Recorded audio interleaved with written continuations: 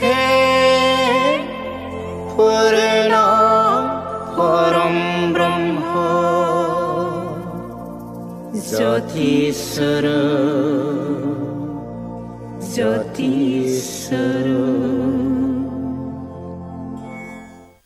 खुलुमबाय ब्रह्म गियान नायगिरि साफ्रोमबो आइ आफामोननिसिम बे समाव अननाय सिबिनाय खुलुमनाय आरो गाहाम अनसायनायखौ जासिग्रोबाय। दिनै बे समाव सैत्य धर्मनि बागै माखासे गोनां बाथ्राफोरखौ सावरायनो थाखाय जोंनि गेजेराव सावरायगिरि बा शास्त्रबिद जोंनि गेजेराव जोङो मोननो हादों। बिथाङानो जाबाय सत उपदेष्टा बाबा बेदां ब्रह्म। बे बेदां ब्रह्म बाबानिफ्राय जोङो दिनै बे आयदानि गेजेरजों माखासे सैत्य धर्म बा ब्रह्म धर्मनि सायाव माखासे गोनां बाथ्राफोरखौ जोङो सावरायनो लागोन। गिबियावनो सत उपदेष्टा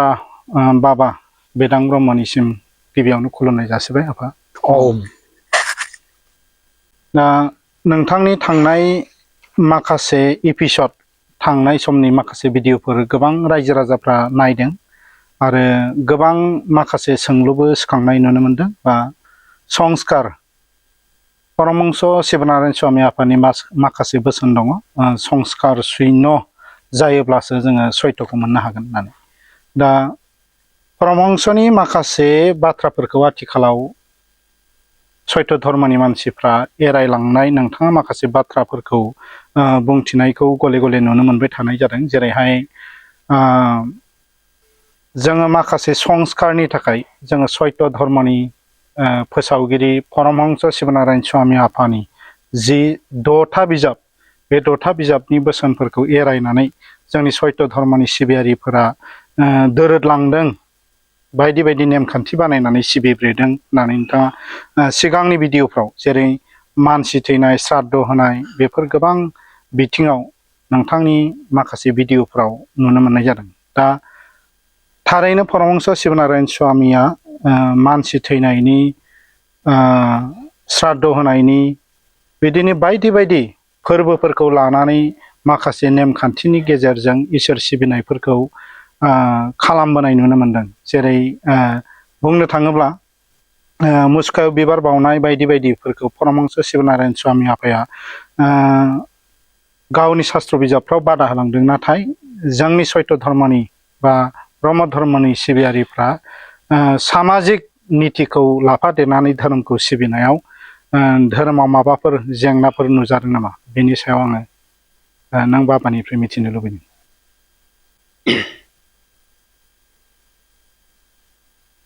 गिबियावनो आंनिफ्राय खुलुमग्रोनाय जासिहरबाय। ओम पुर्ण परब्रह्म ज्योति स्वरूपाय नमो नमः। ओम सतगुरु। गिबियावनो नैबे ब्रह्म गियान चेनेल बिगोमा आफानिसिम आंनिफ्राय खुलुमनाय सिबिनाय जासिग्रोनाय थाबाय। बेजों लोगोसेयैनो दा गासैबो नैबे ब्रह्म गियान चेनेलखौ नायनानै मोजां मोनग्रा जोंनि सैथो धोरोम सिबियारि आइ आरो आफामोननिसिमबो आंनि गोरबो सिंनिफ्राय अननाय खुलुमनायखौ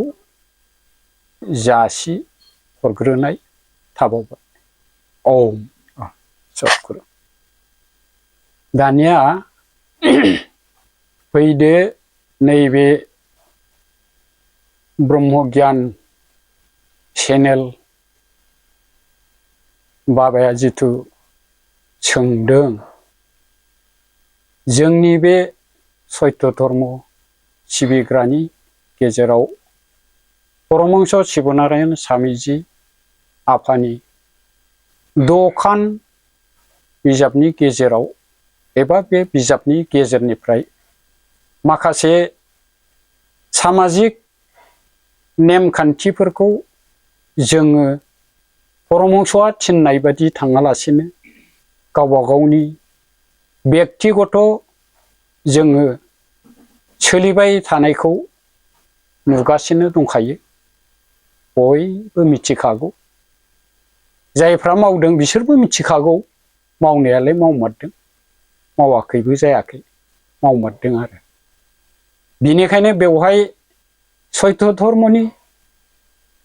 माबा मोनसे खहा जानायाव फैदों नामा एबा जादों नामा बे खोथाखौ दिनै नैबे जोंहा ब्रह्म गियान चेनेलनि बिगोमा जोंब्लाव आफाया दिनै आंनियाव बेखौ सोंदों एबा प्रश्न खालामदों आरो दा बिनि फिननायखौ आंबोथ' दिनै बेक्तिगत हिसाबै आंनि मतामतखौ आं आंनि गोरबो सिंनिफ्राय बेरखांहोनानै आं दिनै बेनि फिननायखौ माबा प्रश्नखौ एबा सोंलुखौ फिननो सानाखै आरो मानो होनबा बे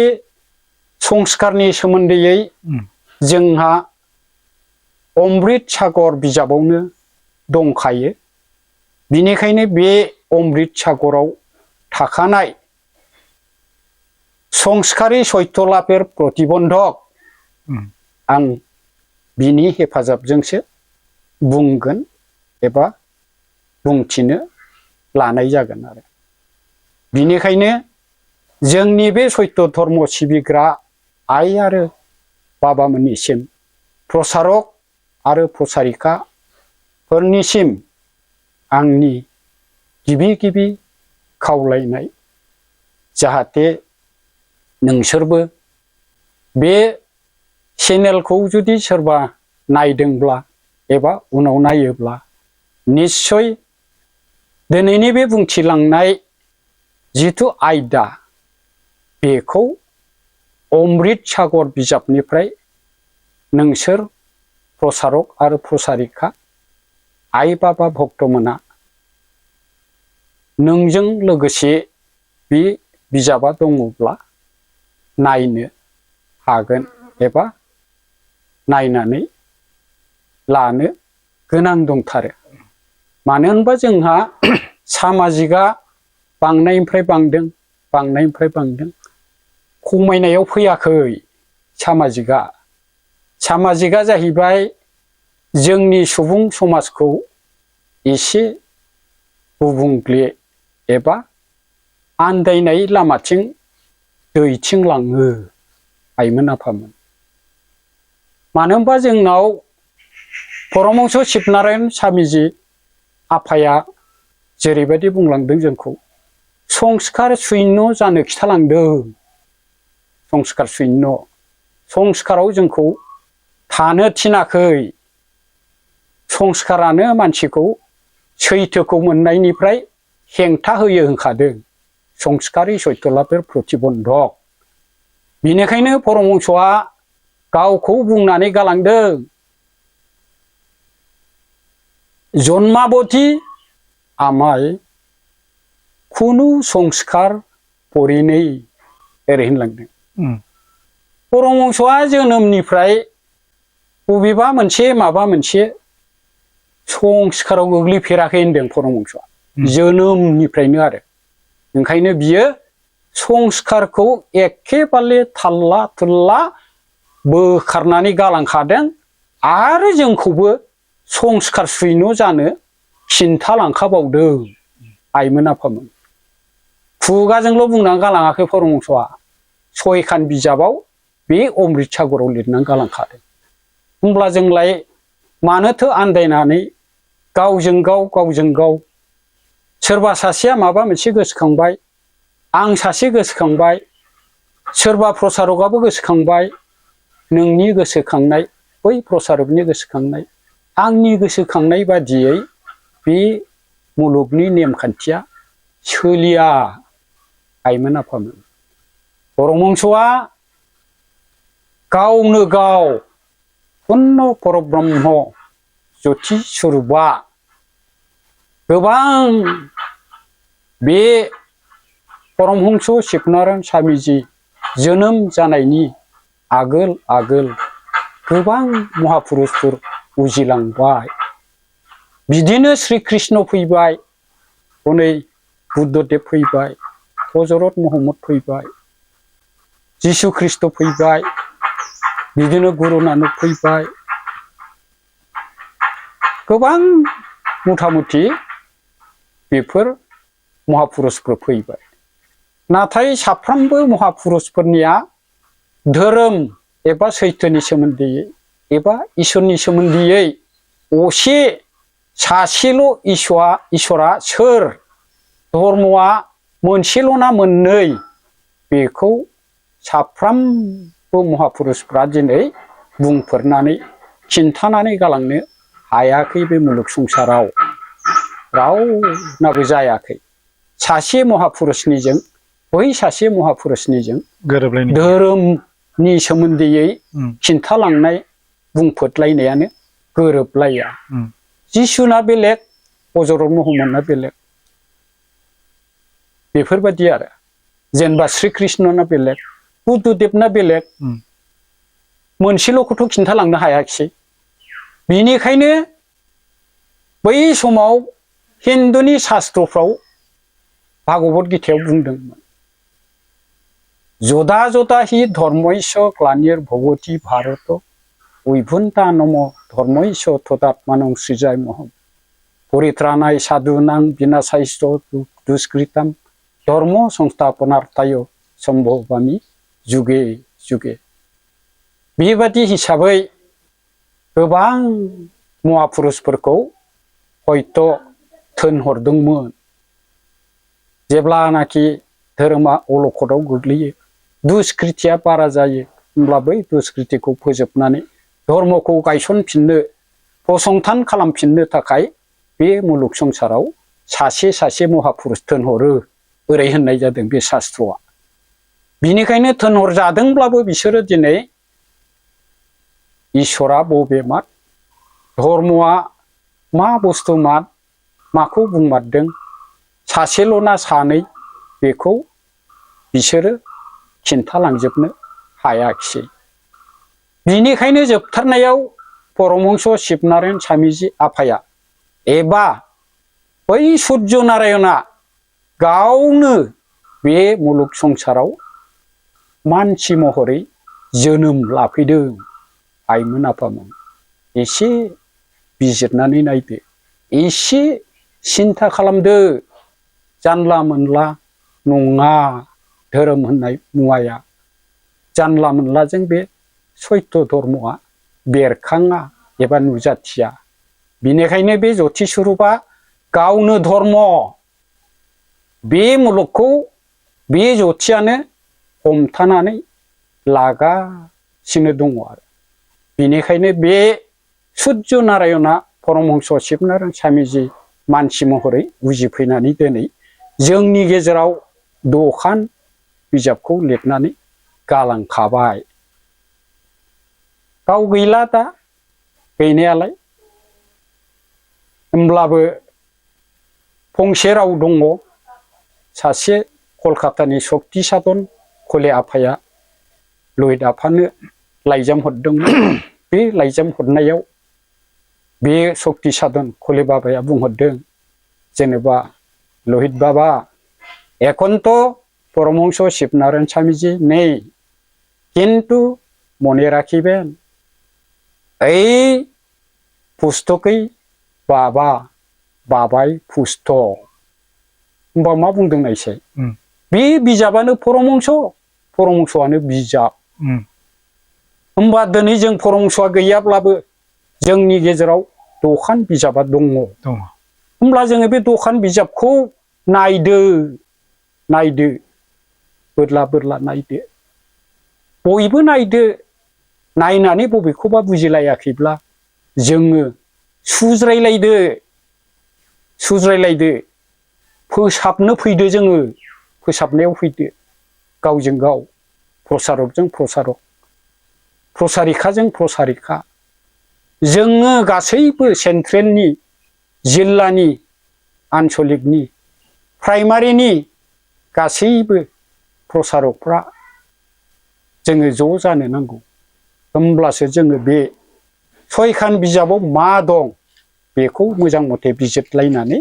जों बे मुलुगाव मोजांखौ जोङो एकदम गुवारै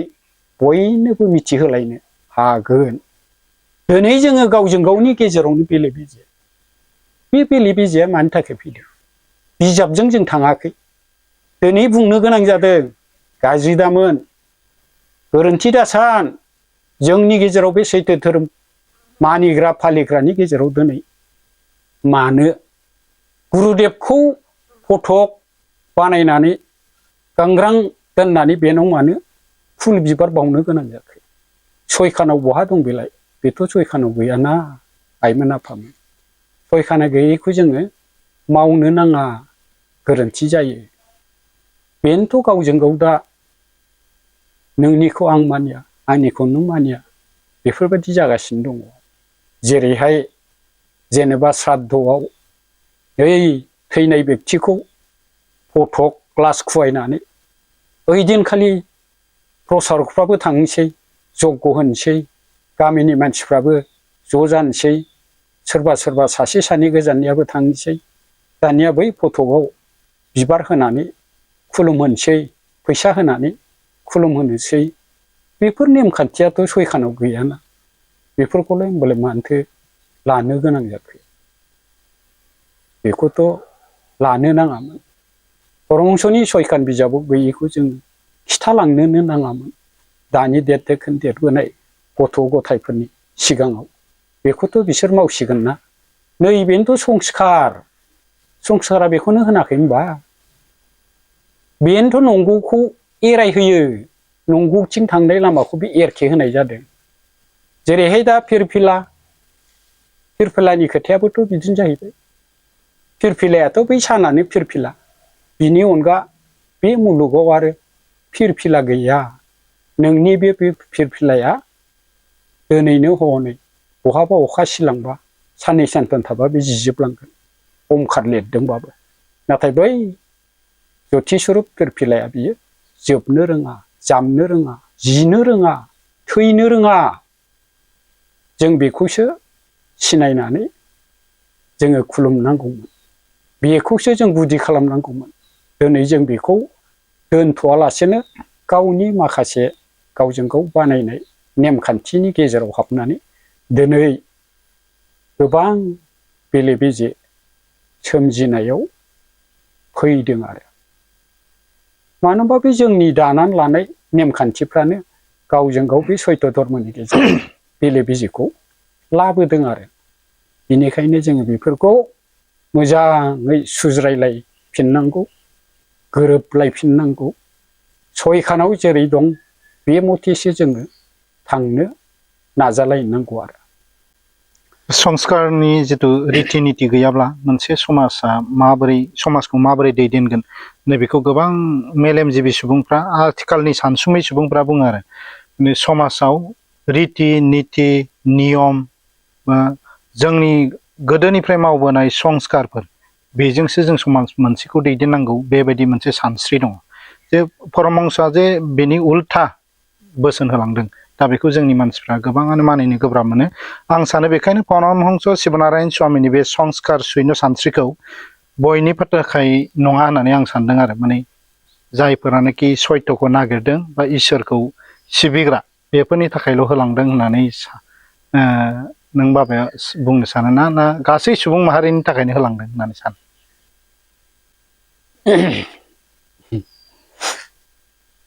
बे रावा जाहैबाय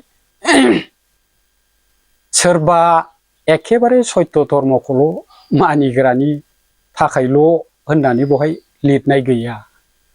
बे गासै मुलुगनि सुबुं माहारिनि थाखायनो बे संस्कारखौ, बे नियम खान्थिखौ परमहंसआ थ' बसनानै गालांखादों आरो। मानो होनबा नों आंनाल' मानिनानै, सोरबा सासे प्रसारक पुर'हिताल' मानिनानै बोरै जानो बेलाय? बेथ' जायाना। गासैबो सुबुं माहारिनोनो बे मोनसे नियम खान्थिखौ बियो दानानै गालांदों आरो मानो होनबा सुबुं समाजखौ जेसेबां दं मुलुगनिसो दै परमहंसआ बे मानसि जाथिनि बबेबा थाखाय मानसिनि जाथिनि थाखाय सुबुं हारिनि थाखाय आरो मानसि जाथिनि थाखायनो आरो बबेबा आमेरिकाननिल' बबेबा भारतनिल' बबेबा चाइनानिल' बबेबा आफगाननिल' बबेबा जार्माननिल' बबेबा थाइलेण्डनिल' बिदि नङा बेबादि नङा मुलुग संसाराव माने सारिमुथि जिबिनि गेजेराव मानसि जिबियानो श्रेष्ठ नालाय ओंखायनो बे मुलुगाव जेसेबां सुबुं माहारि दं मानसि जिबि दं बिनि थाखायसो बे नेमखौ परमहंस शिबनारायण स्वामीजी आफाया गालांदों आरो बेबायदि आरो बेनिखायनो जों एसे बिजाबजों हेफाजाब लानि दे आच्छा बिजाबजों दा बिजाबाव मा बुंदों बे संस्कार शून्यनि सायाव बेखौसो परमहंसनि माखासे बोसोनफोरखौ बोसोन एसे फोरमायना होदों परमहंसनि माने व्यक्तिगतजों जाया नालाय बहाय जाहैबाय अमृत सागर प्रथम खन्द परमात्थ होनखादों पारमार्थिकनिखा आरो बेयो मावनो गोनांखा बेनिखायनो सैथलाफेर प्रतिबन्धक सैथोखौ मोननायनि हेंथा मा मावब्रेनानै जोङो सैथोनिफ्राय गोजानाव थानांदों एरायलांदों नैबेखौ बहाय लिरदों आरो जेनेबा मनुष्येर मध्य शास्त्र धर्म इष्ट देवता उपासनादि विषये नाना मत प्रचलित मानसिनि गेजेराव शास्त्र धोरोम आंगो मोदाय खुलुमनाय बायदि बायदि बिथिङाव बायदि बायदि मतनि सोलिदों आरो सोलिगासिनो दं आरो प्रचलित दा मतसो नालाय बयनाबो गावबा गाव जि सानदों बेखौनो सोलिनाय नंगौ होननानै बिनिखायनो मत होनदों आरो परमहंसआ मतखाबो आरो এই সকল মতের পরস্পর বিরোধ হইতে দেশ হিংসা উৎপন্ন হইয়া জগৎকে সর্বতোভাবে পীড়িত করিতেছে बेबादि गासैबो मतनि गावजों गाव नायनो बालायनाय हिंसिया उजिनानै मुलुगखौ गासिबथिंबो माने दुखुआव खोख्लैदों होनदों नोंहा मोनसे खालामबाय बैहा मोनसे खालामबाय बैस्रा मोनसे खालामबाय रावनिबो संस्कारानो गोरोबा आरो होमबालाय बेलाय दावराव दावसिखौ लाबोखाथारगोन आरो माने हिंसा हिंसि होनदों आरो बिदियावनो दा जोंनि गेजेराव नायदो माखासे हान्जाया होनबाय बे गुरुदेवखौ खुलुमनाङालै गुरुदेवा जति स्वरूपानो जति स्वरूपखौ खुलुमबासो गुरुदेवखौ खुलुमनाय जायो बेथ' राइट खाथार आरो बैस्रा आरो फटक बानायनानै दोननानै बावनो फुल बिबार फैसा होनानै बेखौनो खुलुमबाय आरो बे जाहैबाय जर' जाय जर'खौ खुलुमो बे जर' जाफायो होनदों जेबो मिथियानो आरो बेबादिनो दा जागासिनो दं आरो बेनिखायनो नैबेफोर जाहैबाय गावबा गावनि मत बेखौ खुलुमाबाबो जेबो नंखाथारा होनब्लाबो बिसोर खुलुमबाय आरो बेयावनोथ' दावराव दावसिया जादों आरो दा बेबायदि आरो অতএব মনুষ্য মাত্রই মিথ্যা হইতে বাসিয়া সত্যকে গ্রহণ করা উচিত डाइरेक्ट बुंखाबाय नै मानो होनबा मानसि मानियानो नंखायखौ एंगारनानै बासिनानै गारनानै सैथोखौ आजावनाया एखेबारे गोनांथार होनदों उचित नङा होमबा তোমরা মনুষ্য চেতন তোমাদিকের बुद्धि আছে नोंसोरो मानसिफ्रा गोथां जिउ गोनां नोंसोरहा बुद्धि दं बे खोथाखौ बुंदों आरो बिचार करिले अबयस्यै सत्यके सिनायते पारिबे बिचार खालामोब्ला अबयस्से सैथोखौ सिनायनो हायो बे खोथाखौ परमहंसआ बुंदों नोंसोरबो बेखौ गोसोआव लाखा अमृत सागर दहाय गिबियावनो बुंबोखाबाय प्रथम खन्द बेखौ नायदो गावबा गावनाव बिजाब दंब्ला जेमन सुकुर गुण रूप दर्शन कर्णेर गुण शब्द श्रवण जिह्वार गुण रसादन सैरब बुद्धिर गुण सत्य निर्वासन नै बहाय बुंबाय जेरैहाय मेगननि गुना नुनाय नङा होमबा गोहोआ बिनिफ्राय खोमानि गोहोआ जाहैबाय खोनानाय गोहो शब्द श्रबण सोदोबखौ खोनानाय बिनिफ्राय सालायनि गुना जाहैबाय गोथाव थावैखौ मिथियो मोनफा मोनफा गुन दंखायो नङा होमबा बेबादिनो होनदों सैरुप बुद्धिर गुण सत्य निर्बासन बुद्धिनि जाय गुन बे सैथोखौ सायख'नो हानायनो मा नों बे बुद्धिखौ बै असैथोआव बाहायना सैथोआव बाहायनो बे बुद्धिखौलाय एसे बिसार खालामदो नङा होमबा दाना नोङो बै नङैयाव बाहायनानै बे नङैखौ मावनो ना बले नंगौआव सैथोआव बाहायनानै सैथोखौ मावनो होनलाय बे बुद्धिखौलाय नै बे बुद्धियाबो जर' जादों जोंना जाय मुवाखौ मावनो नाङा बे मुवाखौ मावबाय आन्दायनानै थाबाय होमबालाय नायसाय बुद्धिर गुण सत्य निर्बासन खानाया बुद्धिनि गुणाथ' सैथोखौ सायख'नायसो नै जानला मोनलाखौथ' मावनो थिनाखै आंखौ सिखाव दाखाद खालामनो थिनाखै माबा मोनसे आं हारसिङै बानायनानै माखौबा खुलुमनो थिनाखै नङा होमबा बेबायदि आरो যেমন কোনো ব্যাঘাত না থাকিলে সম্মুখের পদার্থ সুখ অবশ্যই গ্রহণ করে তাহার কোনো ব্যতিক্রম হয় না তেমনি ব্যাঘাত না থাকিলে বুদ্ধি অবশ্যই সত্যকে গ্রহণ করিবে তাহার কোনো ব্যতিক্রম ঘটিবে না होनदों आरो बेवहाय बुंबाय जेरैहाय माबा मोनसे नोंनाव जुदि बे मेगनाव आघात थायाब्ला होमबाना बेखौ आजावनो हायो होनदों आरो जेनेबा नुहां नुवाहां नङा मोजाङै स्पष्ट नुयोब्ला नोङो मोजां बुस्थुखौ आजावगोन आरो जेनेबा ग्रहण करे बेबादिनो माने उल्थां फाल्थां जाया होनदों आरो बिथिक्रम जाया बिदिनो बे आघात माबा मोनसे आघात जेबो थायाब्ला बुद्धियाबो बिदिनो सैथोखौ आजावो होनदों आरो बेवहाय जेबो माने उल्थां फाल्थां जेबो घटना जाया होनदों आरो जों जुदि नैबे मेगनाव माबा मोनसे होथे होथा दंब्ला नुनायाव खम जागोन आरो होमबा नोङो माखौबा मावफ्रांगोन आरो बिनिफ्राय बुद्धियावबो नोंनि बुद्धियाव जुदि माबा मोनसे गाज्रि माबा मोनसे आखुवा नोंनि गोरबोआव दंब्ला नैबे होथेबाय थागोन होनदों नोङो मोजांखौ मावनो गोसो जानाय नङा बे खोथाखौ बहाय बुंदों आरो बेथिक्रम जाया होनदों आरो बेबादि सत्य ग्रहণের শক্তির नामै बुद्धि आरो बुंफैबावबाय नै सैथोखौ आजावनायनि नामानो बे गोहोनि नामानो बुद्धि एसे मोजां राव बुंखो नै एकदम होनबा जोङो दिनै बिजाबजों सोमोन्दो थायालासिनो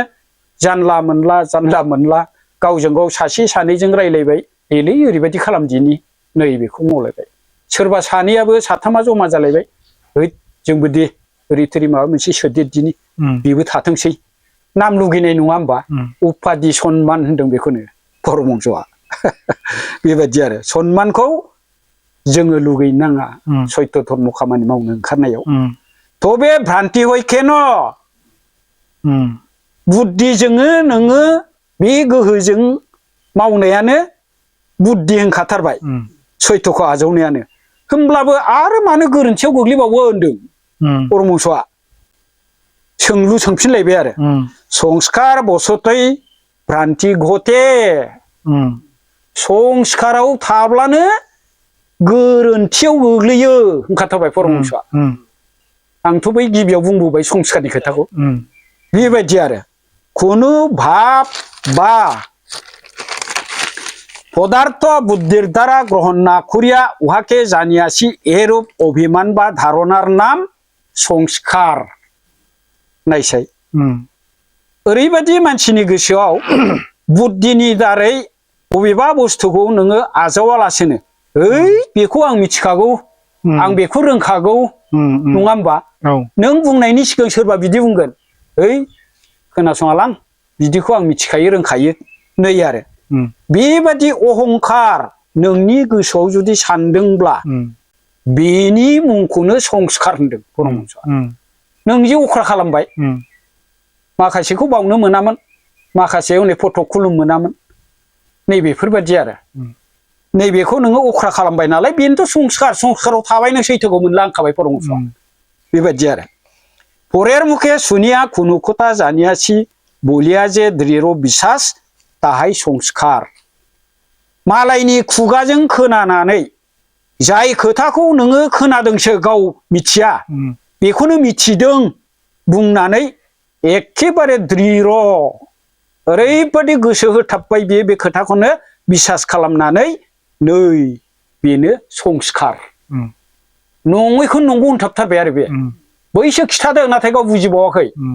मालाय खिन्थानायखौ लानाय आरो बेखौनो संस्कार होनदों आरो যাহারা প্রীতিপূর্বক সত্য জানিতে ইচ্ছুক তাহারা পূর্ব সংস্কার ত্যাগ করিলে সত্যকে প্রাপ্ত হইবেন ইহাতে কোনো ভুল নাই जायफ्रा अननायनि गेजेरजों सैथोखौ मिथिनो लुगैदों इच्छुक नङा होमबा मिथिनो लुगैनाय बिसोरो आगोलनि जेसेबां संस्कार होनदों फोथायनाय सामाजिक नीति आं जे ओरै थोरै दंफां गायनानै खुलुमदोंमोन अन्थाइ माबा मोनसे जाबनानै खुलुमदोंमोन हा दावदाब दानानै फुल बिबार होनानै खुलुमदोंमोन थिग बेफोरबायदि बायदि बायदि न'सा फिसा लुनानै खुलुमबोदोंमोन नै बेफोरो जोंनि पूर्व संस्कार जोंबो हनै गोदो खुलुमबोदोंमोन लोखिखौ दुर्गाखौ सरस्वतीखौ दाबो नै सरस्वती फुजा फैगासिनो दं बिनिबो सावरायनांगौसो दंमोन नाथाय दिनै हास्लाबला बेफोरबोथ' फुजि जाग्रा बुस्थु नङाना बेफोरबो संस्कार नै बेफोरबादियानो गासैबो संस्कार होनदों आरो जानिते इच्छुक जायफ्रा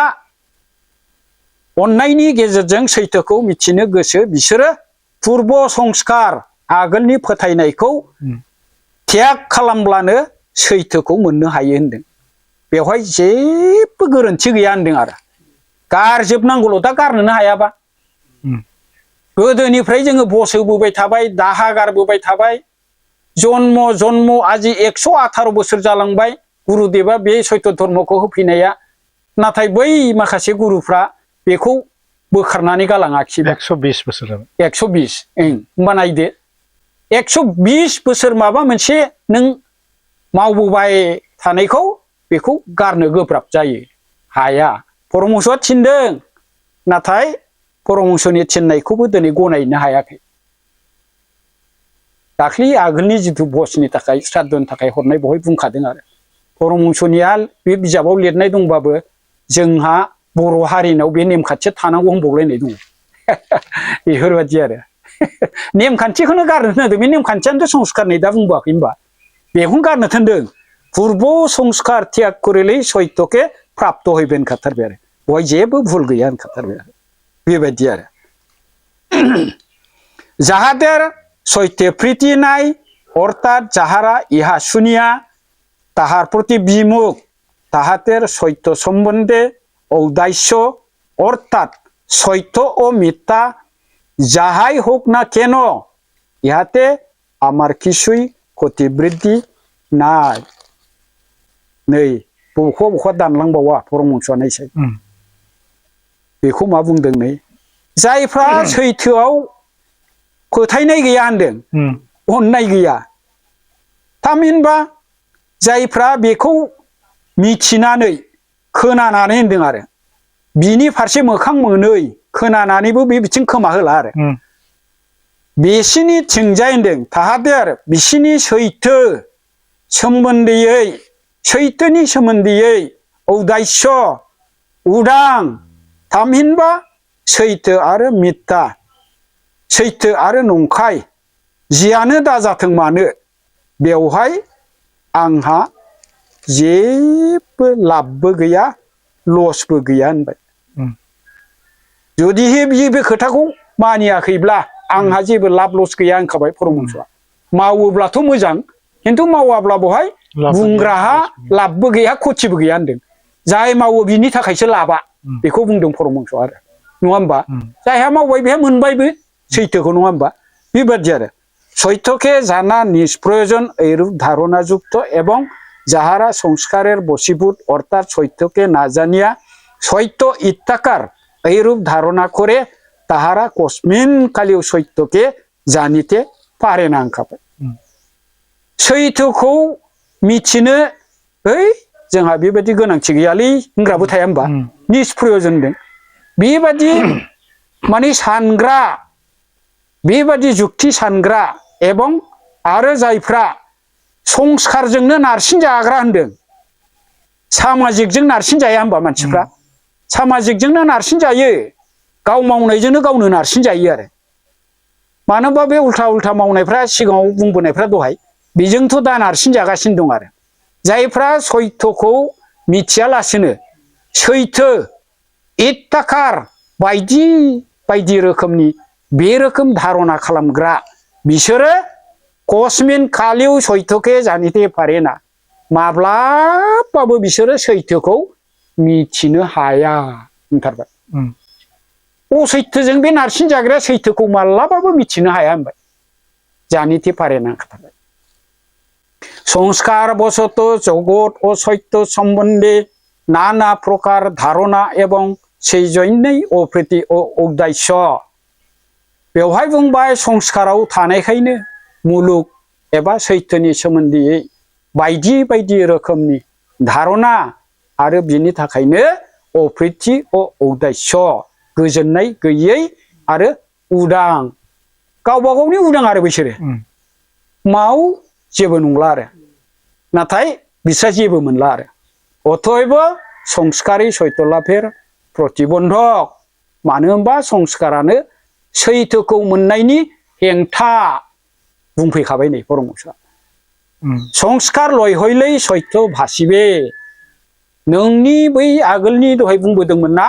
आगोलनि जेसेबां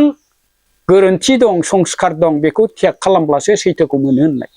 ओमफ्राय नै बेवहायबो बेखौनो बुंफैबाय आरो जेनेबा संस्कार लय हयलै सैथो भासिबे संस्कारा नोंहा जोबागौ माने नों सैथोखौनो मोना मानसिफ्रा सानदों जोंनि बे सैथो धर्म फालिग्राफ्रा माबा माबि मावदेर मोनोलै बिनि बुंनायजों जाया नै बेफोरबायदि सानगोन आरो बेबायदि नाथाय परमहंसआ जि बुंदों बिनिफ्राय नोङो खानायदों दोंसे दोरोदबानो नोंनि मावनाया एसे दोरोदबाय नों सैथोखौ मोननो हाला बेबायदि आरो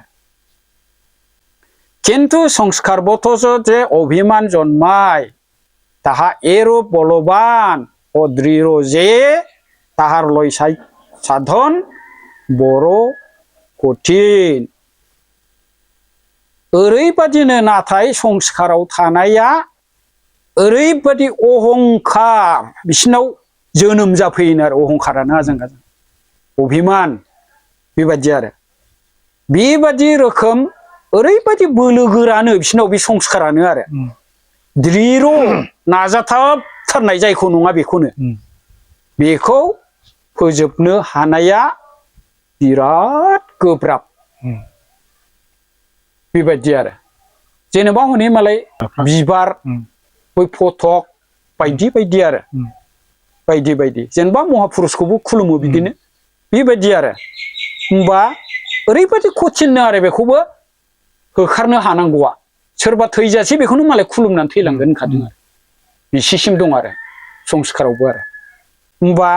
लय साधन बर' कठिन खाथारबाय बेखौ फोजोबनाया बिराद गोरा होनखाथारबाय अथच परमात्मार अर्थात पूर्ण परब्रह्म ज्योतिस्वरूपेर অনুগত হইয়া শান্ত ও দৃঢ়ভাবে যে বিচার করিলে সুখে সৈত লাভ হয় होनबाय যদিহে आंगो जिउमानि तामहिनबा पूर्ण परब्रह्म ज्योतिस्वरूपेर অনুগত बिनि जुदि उन थांनानै शान्त आरो गोथौ गोरबोजों बिचार खालामोब्ला सैथ लाभ जायो होनदों बिचार ओंखायनो परमहंसआ बिचारे बुस्तुबोध बुस्तुबोधि ज्ञान ज्ञाने शांति যাহার বিচার আছে তাহার বস্তুবোধ আছে যাহার বস্তুবোধ আছে তাহার শান্তি আছে নিবে যাহার বিচার নাই তাহার বস্তুবোধ নাই যাহার বস্তুবোধ নাই তাহার জ্ঞান নাই যাহার জ্ঞान নাই তাহার শান্তি নাই কথা परमहंस होनबानायसै जों बिसिसिम थांनांगौआ जानला मोनला व्यक्तिनि थाखाय नङा खामानि दं जोंनि गेजेराव मावनो गोनां बै जे अमृत सागराव होलांदों माबायाव 39 पातायाव सारि अंगबानि नैबेफोरखौ जों मोजां मथे मावफुंथारनो नांगौ आरो बेखौ जुदि नोङो सारि अंगबानिखौ मोजां मावफुंनो हायाब्ला जों नै बे संस्कारावनो थाबाय थागोन माब्लाबाबो जों सैथोखौ मोना आरो सैथोखौ मोना हाजार होनथों मानसिफ्रा जेरैखि बुंथों ना मानो जाया एबा जायाखै आरो इयुनसिम जानायबो नङा आरो बेबायदि आरो संस्कार बसत मनुष्य जगते भिन्न भिन्न सम्प्रदाय करियासे संस्कारखौ लानानैनो मानसिफ्रा मुलुगाव गुबुन गुबुन सम्प्रदाय माने गठन समाज दादों गावफ्लेदों ओं खोन्दो खोन्दो दाबाय आंहा खृष्टान धर्मनि मानसि आंहा ब्रह्म धर्मनि मानसि आंहा बाथौ धर्मनि मानसि आंहा मुस्लिम धर्मनि मानसि आंहा सतसंगनि मानसि आंहा जेनेबा बैष्णबनि मानसि आंहा बुद्धदेबनि मानसि समाज नङा होमबा धर्मआथ' समाज गैयालै बे जति स्वरूपा समाज गैया बेखौ रावबो सिनायाखै दासिमबो रावबो सिनायाखै बेहा समाज गैया बेबायदि दादों आरो जे धर्म बा सम्प्रदाय निजेर बलिया संस्कार करियासे जाय धर्मखौ एबा सम्प्रदायखौ गावनि बुंनानै संस्कार करियासे होनदों बे दाबाय संस्कार बे मोनसे मोनसे बयनाबो गावबागाव जायखौ धर्म होनदों गासिबो संस्कार गोजासो बेबायदि आरो अभिमान बसत ताहार श्रेष्ठता एवं যাহার সম্বন্ধে এইরূপ সংস্কার নাই তাহার হীনতা প্রচার করিতে মানুষ সর্বদা যত্নবান माबादि बुंबाय नायसाय आरो बेबायदि दानानै अहंकाराव थानानै बियो श्रेष्ठता गिदिर एकदम जायनि सोमोन्दै बे रोखोम संस्कार गैया ओरैबायदि गिदिर संस्कार होनदों आरो बेफोर अहंकारा अभिमाना आरो बियो मा बुंबाय हीनता बयखौबो गाहायथिं दोननानै बियो प्रसार खालामो हाबा मानसिफ्रा जेब्लायबो जोथोन लायो होनदों नोंनिया नङा जोंनासो नंगौ नै बेफोरबायदि आरो हीनता प्रसार खालामो है नङा खृष्टाना बुंबाय बाथौखौ है बाथौआलाय मा धर्म जानोब्रा बाथौआ होनबाय है खृष्टानालाय मा धर्म जानोब्रा ब्रह्मआबो होनबाय है बे ब्रह्म खृष्टानालाय मा धर्मब्रा आरो बे खृष्टानाबो आरो बाथौआबो है ब्रह्मआलाय मा धर्म जालाबायब्रा जाया बेबायदिनो आरो उल्थां फाल्थां बेबायदि आरो गावनिया जेब्लायबो देरसिन आरो नाथाय जोङो मोनसे प्लेटफर्माव फैनानै जे सैथो मुवाया मा मा धर्मआ माखौ बुंमारदों बेखौ जोङो बिसार खालामलायनो रावहाबो बेबायदि गोसोआव फैया गावबा गावनिखौनो थैजासे खिन्थालांगोन आरो सोरखौबा हायोबा बोदेरबोबावनोसो नाजागोन आरो बेबायदि बयहाबो आरो बयनिबो नाजानाय फले বিদেশ ও হিংসা কর্তৃক সকলেই পীড়িত হইতেছে बिनि फिथाइयाव नायनो बानाय हिंसा हिंसी एकदम बिगोमा ओरैबायदि हिंसा हिंसीनि बिगोमा होनदों कर्तृक सालायगिरि बैबायदि व्यक्तिफ्रा बयबो दुखु नांनांगासिनो दङ होनदों पीड़ित हइतेছে दुखु नङा होमबा जेनेबा ब्रह्मआ सोरखौबा रायखोमाबाय खृष्टाना नङा बाथौआ नङा बेना बे आघात दंना गोसोआव खृष्टानाबो बुंबाय ब्रह्मआबो नङा बाथौआबो नङा बेहाबोथ' आघात दं पीड़ित नङा होमबा दुखु होनाय जाबाय बेबायदि आरो एसे मोजां लिरना गालांदों नै बेखौनो जोंनि सैत्य धर्म मानिग्राफ्रा गुलाय गुजाय बिजाबजों थाङालासिनो सोरबा खिथाग्राखौबो ओइ बेना बांद्रायसो होनबावलायो दा सोरबा परमहंसनि रावथार बेफोरो किन्तु मनुष्य मात्रै बिसारपूर्वक सयथा सयते बुजा उचित नाथाय सुबुं माहारिया बिसारनि गेजेरजों सैथो असैथोखौ बुजिनाया एखेबारे गोनांथार होनदों। बार बार खावलायदों। गोनांथारा उसोरनाय बिथिंबो बुंबोबायना बार खावलायदों परमहंसआ बार परमेश्वर गॉड আল্লাহ খোদা কি দেশ হিংসা বৃদ্ধির জন্য নানা ধর্ম সম্প্রদায় ভেক শাস্ত্র ইষ্ট দেবতা সৃষ্টি করিয়াছেন না মনীষগণ নিজ নিজ স্বার্থ সাধনের জন্য ভিন্ন ভিন্ন মত কল্পনা করিয়া পরস্পর হিংসা দেশ বশত ধুকপক করিতেছে। नै एसे मोजां लिरदों। जेनेबा परमेश्वर होनदों आंगो जिउमा इसोर आल्लाह खदा मा नायनो बालायनाय हिंसा हिंसिखौ बांहोनो थाखायसो बायदि बायदि धोरोम हानजा नायनो बालायनाय शास्त्र आंगो मोदायखौ सृष्टि खालामदों ना बले मानसिनि गेजेराव गाव गावनि सार्थखौ साधननि थाखाय जेनेबा गाव गावनि सार्थ साधननि थाखाय आरो बायदि बायदि मदखौ कल्पना खालामनानै गावजों गाव हिंसा नायनो बालायनाय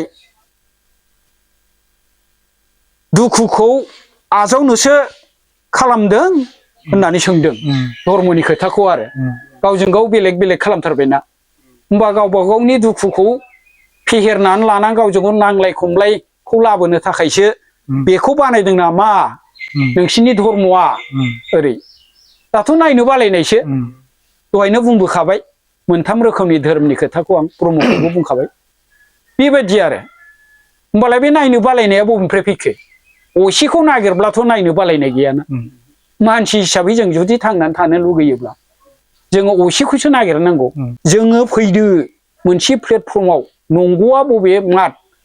बबे सैथो मात जों ओरैबायदिबो बिसार खालामनो हायो थक जिरायनानै जेनेबा सोर जों बे जिरायनाय साथाम साब्रै बा सयजन सातजन जिरायबाय बिनि गेजेराव दे नोंखौ सोर हमथानानै दङ दा बर्थमान नै बे एकदम देखा देखि जिरायनाय समाव होननानै सोंब्ला बिसोर माखौ खिथागोन आं माखौ खिथागोन नङा होमबा बे जिरायनाय समाव बबे बुस्थुआ जोंखौ फोथांनानै दङ निश्चय जोंनाव अर दं देहायाव सेतन 98 डिग्री बे अरा जोंनि देहायाव थानानै जोंखौ फोथांदों आरो बे अरा नैबे उथुमायाव थानानै बाहेरानि बारखौ बियो हारसिङैनो हांहरगासिनो दं हगार हरफिनगासिनो दं आरो बै अर बुस्थुआसो जोंनि जिउ आत्मा 98 डिग्री बे अरा नोंजोंबो आंजोंबो थानानै जों दा 8 जन 9 जन 12 जन बहाय जिरायदोंबाबो बेखौ बे अरासो लाखिदों नैबे अरा बहाय थानायखायसो माने बाहेरानि बारा गावनो हाबलांदों नोंथाङाबो लायाखै आंबो लायाखै बे जिउनि हांखौ आरो मालाय गावनो गावसो बे अरासो जिउ बिसो इसोर बेनो मोदाय होनदों बे अरनि बाहागोआनो जाबाय साननिफ्राय बे अरा फैयो आरो बिसो जिउ नोंथांमोन बेनिखायनो बे जिरायनाय थकआव सोर लाखिदों होनोब्ला नोंसोरो नोंसिनि जायखौ खुलुमदों बेखौ नों खिन्थानो हाया बे अरा हले डाइरेक्ट नोंखौ फोथांनानै लाखिदों ओंखायनो बिसो जिउ बेनो इसोर अरासो जजानि अग्नि ब्रह्म का भेद सय इसोर सयते बुंदों अरानो परब्रह्मआनो अर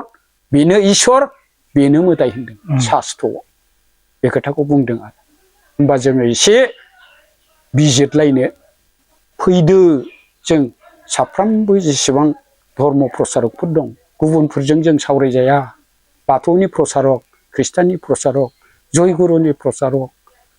गासैबो बे प्रसारकजोंसो जोङो ज' जानो नांगौ धोरोमनि सोमोन्दै सावरायनोबा गुबुनफ्राथ' मिथिखाया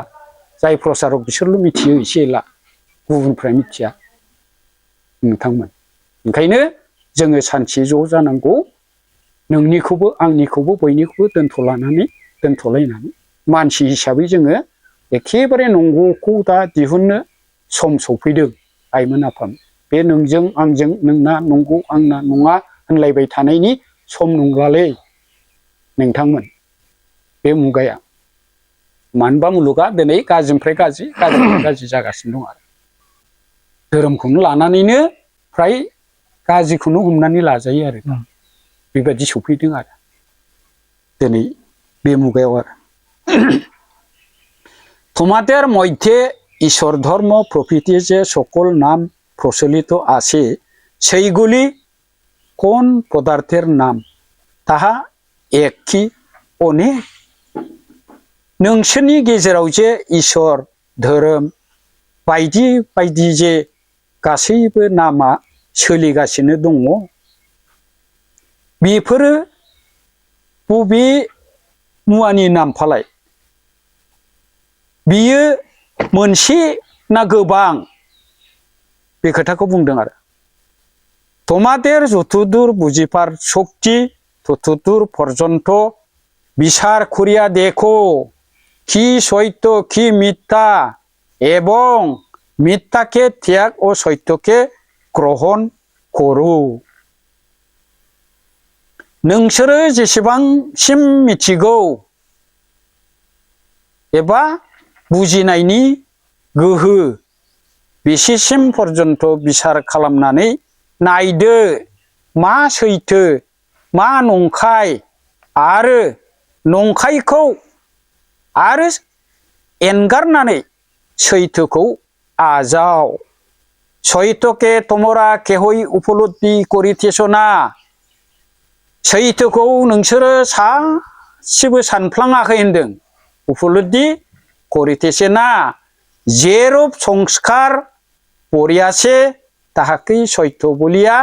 प्रचार करितेछ जे रोखोम संस्काराव गोग्लैदों बिदिनो सैथो बुंनानै नोंसोरो प्रचार खालामगासिनो दङ এবং তুচ্ছ স্বার্থ ও অভিমান বশত নিজের সংস্কার সত্য অপরের সংস্কার মিথ্যা এই ঘোষণা করিয়া সম্প্রদায় পুষ্টি করিতে যত্নবাन रहियाछ बेवहाय बुंबाय आरो फिसा फिसा स्वार्थखौ लानानै अहंकाराव थानानै गावनि संस्कारखौ गावनि फोथायनायखौ सैथो मालायनि फोथायनायखौ नंखाय बेबादि माने फोसावनानै सम्प्रदायखौ गावनि सम्प्रदायखौ आरो एकदम गुफुं पुष्टि खालामनो जोथोन लागासिनो होनदों जेनेबा ब्रह्मआबो बिराद नाजाबाय जोंनाव फैदेरबा हामसिगौलै बाथौआबो नाजाबाय जोंजों फैदेरबा हामसिगौलै ख्रिस्टानाबो नाजाबाय जोंजों फैदेरबा हामसिगौ बिदिनो प्रलपन खालामलायनानै गावजों गाव बोथोरलायबाय थाया होमबा बेथ' धर्मआनो नंखाथारा बेबायदि आरो दुखुबो नांनो ओंखारो आरो সকলে প্রত্যক্ষ দেখিতেছেন যে স্ত্রীলোক ও অর্থের লোভে কত মহান জ্ঞানী পণ্ডিত সাধু সন্ন্যাসীর পতন হইতেছে ইহা দেখিয়া অন্তত লজ্জার ভয়েও অভিমান শান্ত হয় না बै जे गिदिर गिदिर साधुफोर बिसोरबो हिनजावनि लबाव थाखा फैसानि लबाव बिसिबां गिदिर गिदिर गियानी पण्डित साधुफ्रा सन्यासिफ्रा जे जोबस्रांदों पतन जादों होनदों आरो बेखौ नुनानैबो अन्तत लाजिनायबो गैया अहंकारखौबो एसेबो फोजोबा होनदों शान्तहै होमबा बबे साधुखौलाय नों कय होननो फालाय बेबायदि आरो बेफोरखौबो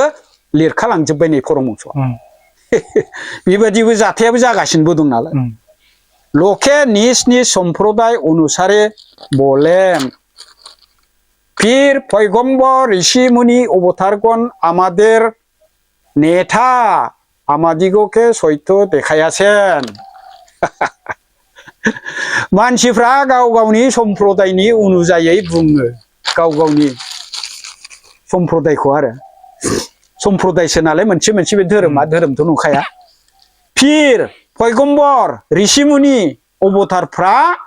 जोंनि नेता जोंनो सैथोखौ खिन्थानानै गालांदों नै बेबायदि बुङो आरो किन्तु सैथो सम्बन्धे ताहारा निजे कि जानेन नाथाय बुंबाय बिसोरो माबाया परमहंसआ बै जायखौ नेता होनदों बिसोरखौ बे सैथोनि सोमोन्दैयै बिसोरो मा मिथिगौ होनना बुंदों सैथोनि सोमोन्दै बैसोरबो मिथिया खुलुमजाग्रायाबो दानलांजोबखादों परमहंसआ मानो होनबा बिसोर नंगौखौ खिन्थालांनो हायाखैबा बिसोरखौथ' सैथो दिन्थिग्रा होनना बुंजाया बेनिखायनो परमहंसआ बयखौबो खावलायदोंसोमोन आरो धनी दरिद्र महाजन हिंदू मुसलमान ख्रिस्टियान ऋषि मुनि मौलवी फादुरी पण्डित प्रफिति मनीषगण आपनारा आपन आपन मान अपमान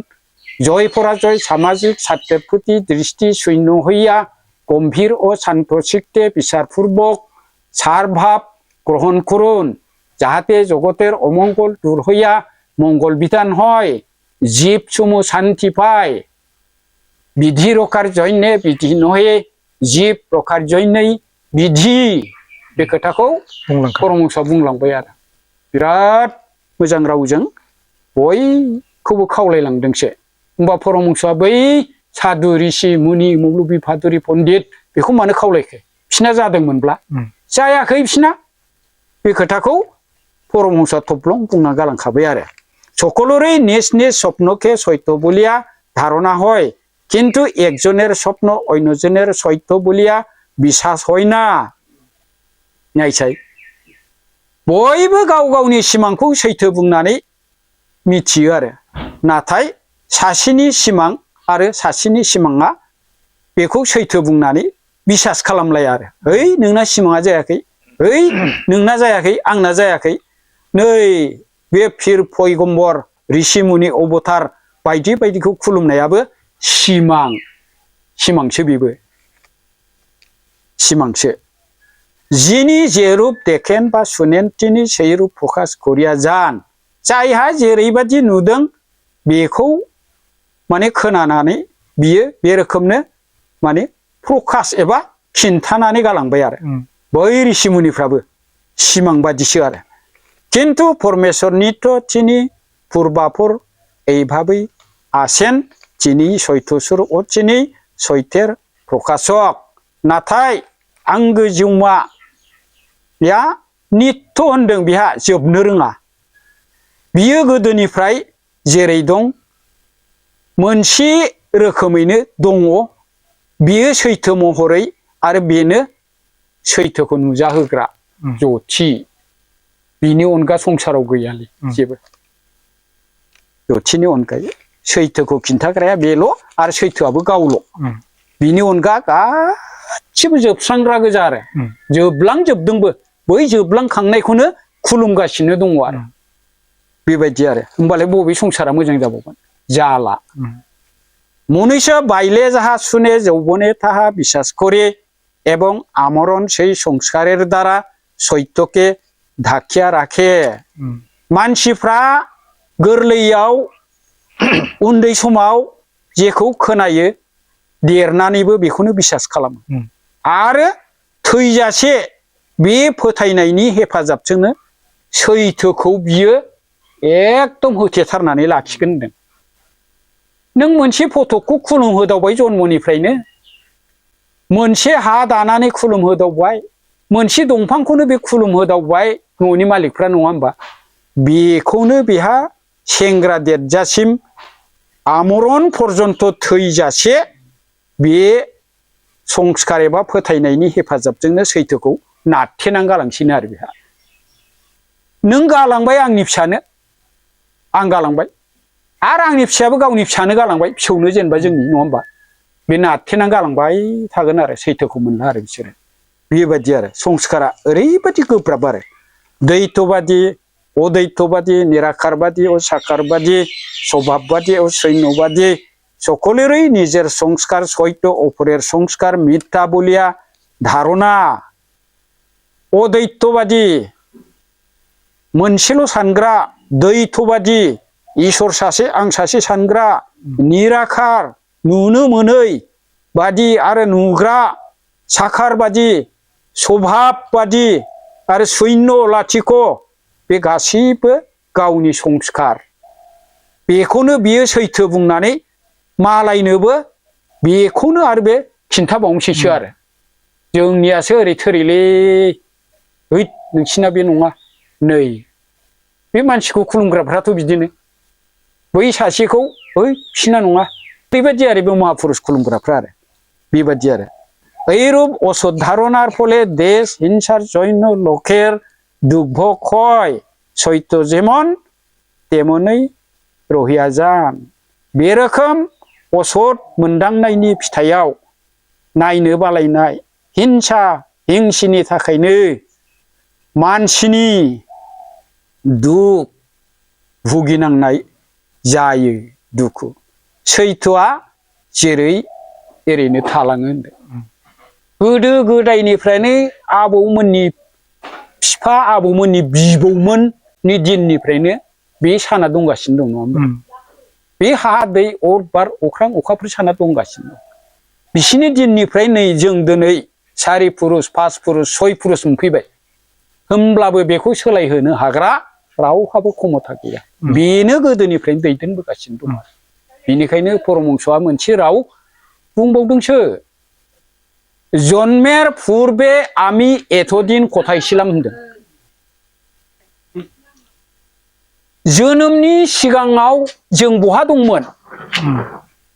सोरनिबा महापुरुषा बेखौ बुंनो हादोंना हायाखैना हायाखै एतदिन आमी कथायছিলাম बेबादि आरो कथा हयते आसि आसि बबेनिफ्राय फैदों जोङो सोरनावबा सोंलु फैदोंमोन ना सोरबा महापुरुषनि गोरबोआव बियो मृत्युर पर आमाय कथाय जायते हबे थैनायनि उनाव आं बबेहाय थांफिननांगोन बे सोंलुआ परमहंस शिबनारायण स्वामीजिनाव फैदों आरो सैन्य हाते आसि आसि सैन्य हाते जायते हयबे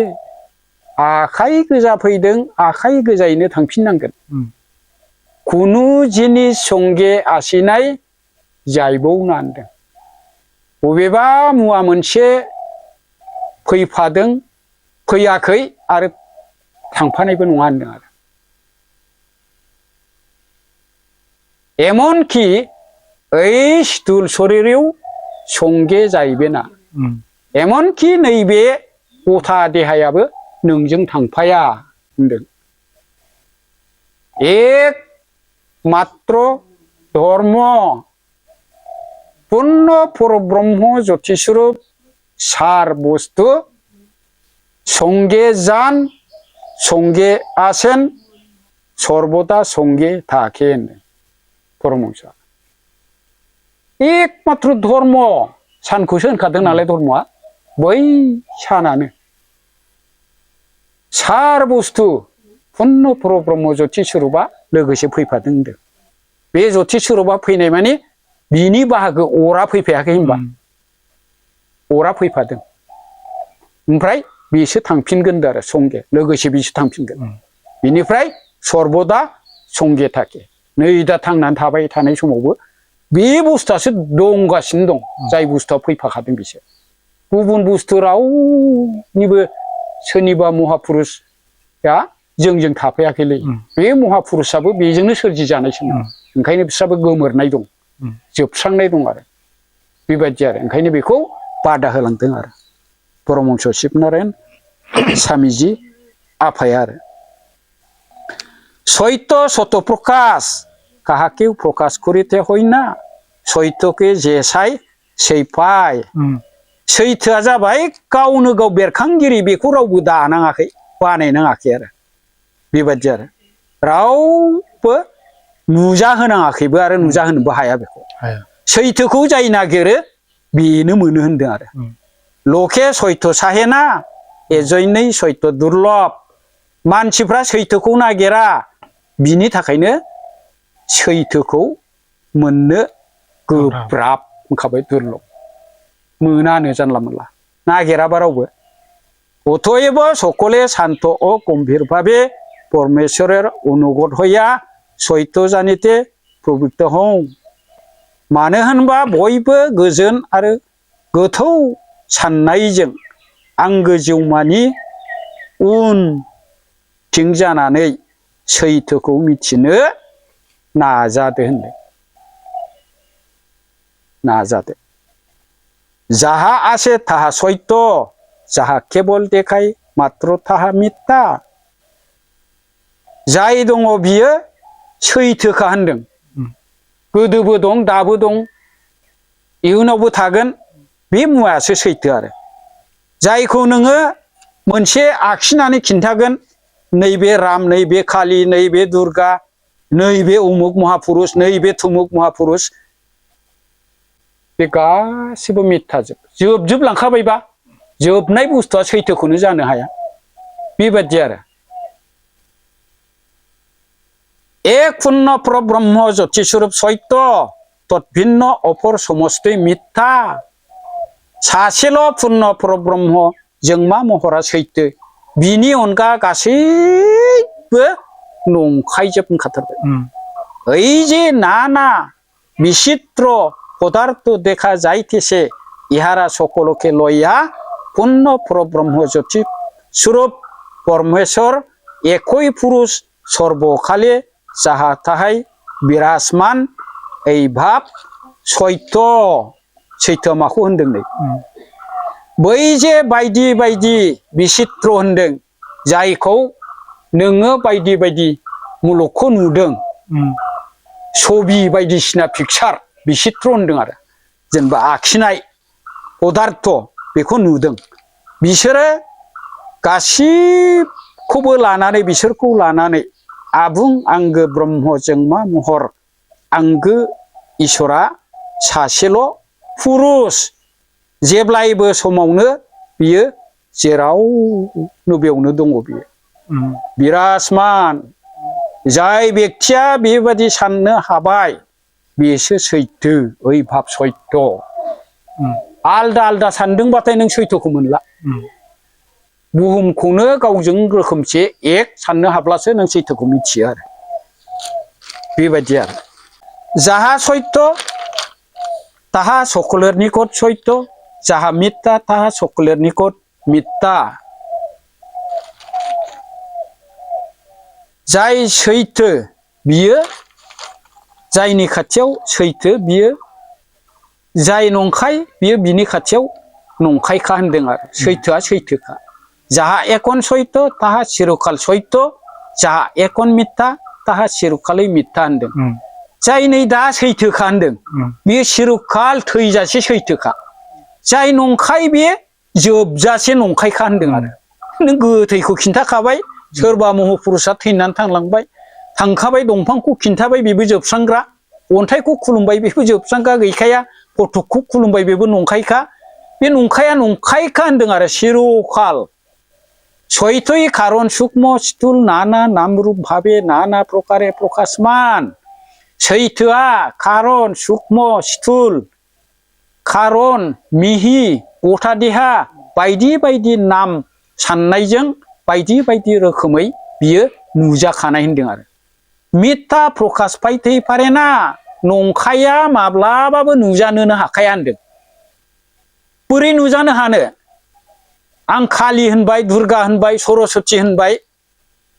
नङा होमबा बेखौथ' नों लाबोनानै खिथानो हायाना नंखायखा आरो ओंखायनो बेफोर बुस्थुआ सकलेर मध्य একই প্রকাশমান দেখিয়া যথার্থ জ্ঞানী পুরুষ যাহাকে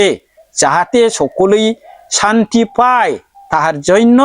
সর্বদাই যত্ন করেন बेवहाय बुंबाय बयनिबो गेजेराव सासेल' नुजानाय एबा जथार्थ गुबैथार गियानी पुरुष जाहाथे बयबो शान्ति मोननो हायो बिनि थाखायसो जेब्लायबो जोथोन लानांगौ होनदों सोरनिबा माबा मोनसे खहा जानाय सोरहाबा माबा मोनसे दुखु मोननो गोनां जानाय बे हाबाखौ बे बाथ्राफोरखौ जोङो बुंनो नाङा आरो बयबो संसाराव आलो गोजोनै थांनानै थानो हानाय नियमखौसो जोङो बानायनांगौ बाथ्राखौसो जोङो बुंनो नांगौ आरो गियानिफोरखौ बुंदों आरो सैथबोध बिना गियान नाय गियान बिना सान्ति नाय सैथोखौ मोनदांनायनि अनगायै गियान गैया गियाननि अनगायै आरो मुलुगाव सान्ति गैया होमबा बावनो जोबथ'बाय दिनैनि बे संस्कारनि सोमोन्दै बुंथिनाया बेनिखायनो गासै बे ब्रह्म गियान नायग्रा ब्रह्म गियान चेनेल नायग्राफोरनिसिम जोबथियाव आरोबाव आंनिफ्राय आंनि गोरबो सिंनिफ्राय अननाय सिबिनाय खुलुमनायखौ बावनानै आंनि दिनैनि बे धोरोमजों लोगोसेयैनो संस्कारनि सोमोन्दैयै बुंथिनायखौ फरायथिनायखौ आं बेयावनो दोनथ'नाय जाबाय। ओम शान्ति ओम शान्ति ओम शान्ति ओम पुर्ण परब्रह्म ज्योति स्वरूपाय नमो नमः ओम सद्गुरु। ब्रह्म गियान नायगिरि साफ्रोमबो आइ आफामोननिसिम बे समाव फिन खेबसेबाव अननाय सिबिनाय खुलुमनाय आरो गाहाम अनसायनायखौ जासिबाय। दिनै संस्कारा सैथोखौ मोननायाव हेंथा बे आयदानि सायाव जोङो गोबां बाथ्रा सावरायबाय। बिथां बेदां ब्रह्म आफानिफ्राय सैथोखौ मोननायाव संस्कारा हेंथा होयो बेनि सायाव जोङो गोबां बाथ्रा मिथिनो मोनबाय। लोगोसे फैबाय थानाय समाव बे आयदायावनो आरोबाव जोङो थालांनाय आयदाफोरखौ सावरायनो लाबावगोन। बेनि थाखाय नोंथांमोन बयखौबो नेनानै थागोन होननानै आसा खालामबाय। जोबथारनायाव बे बेसेन गोसा समखौ दिनैनि बे सावरायनायाव होनायनि थाखाय बेदां ब्रह्म आफानिसिम ब्रह्म गियान चेनेलनि जानानै रोजा रोजा खुलुमनाय सिबिनाय जासिबाय। लोगोसे दिनैनि आयदाखौ बेखिनियावनो दोनथ'बाय। गोजोन्थों। खुलुमबाय।